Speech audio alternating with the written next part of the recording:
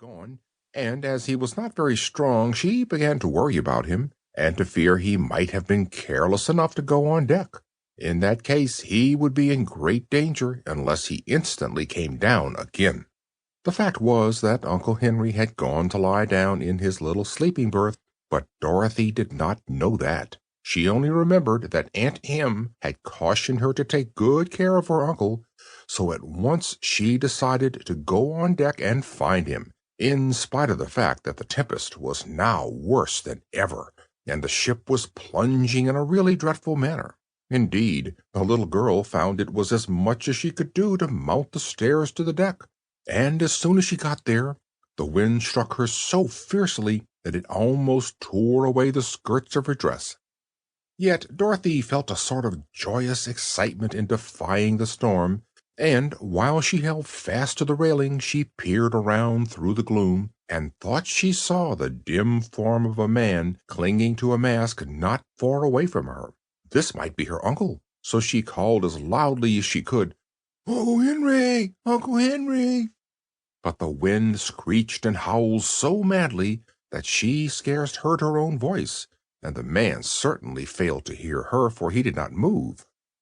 Dorothy decided she must go to him, so she made a dash forward during a lull in the storm to where a big square chicken coop had been lashed to the deck with ropes.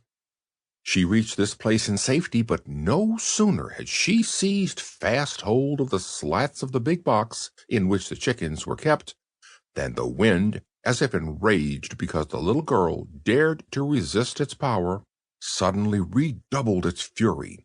With a scream like that of an angry giant, it tore away the ropes that held the coop and lifted it high into the air, with Dorothy still clinging to the slats.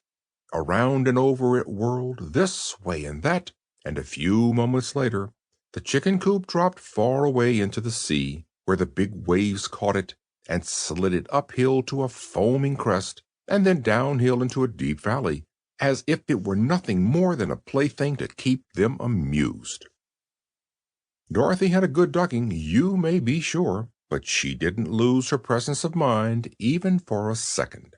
She kept tight hold of the stout slats, and as soon as she could get the water out of her eyes, she saw that the wind had ripped the cover from the coop, and the poor chickens were fluttering away in every direction, being blown by the wind until they looked like feather dusters without handles. The bottom of the coop was made of thick boards, so Dorothy found she was clinging to a sort of raft with sides of slats, which readily bore up her weight.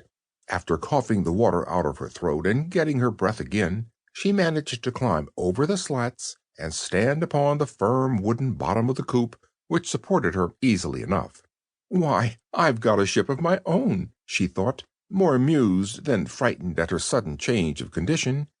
And then, as the coop climbed up to the top of a big wave, she looked eagerly around for the ship from which she had been blown. It was far, far away by this time. Perhaps no one on board had yet missed her, or knew of her strange adventure.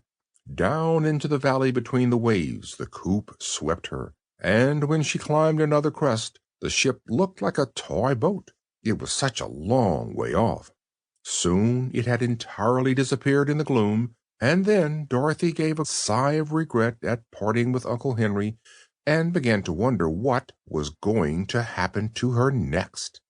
Just now she was tossing on the bosom of a big ocean, with nothing to keep her afloat but a miserable wooden hen coop that had a plank bottom and slatted sides, through which the water constantly splashed and wetted her through to the skin.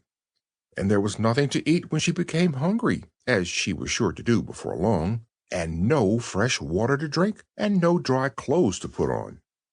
"Well, I declare," she exclaimed with a laugh, "you're in a pretty fix, Dorothy Gale, I can tell you, and I haven't the least idea how you're going to get out of it." As if to add to her troubles, the night was now creeping on, and the gray clouds overhead changed to inky blackness.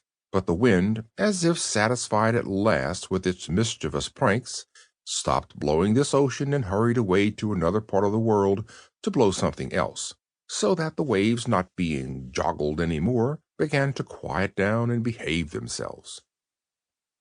It was lucky for Dorothy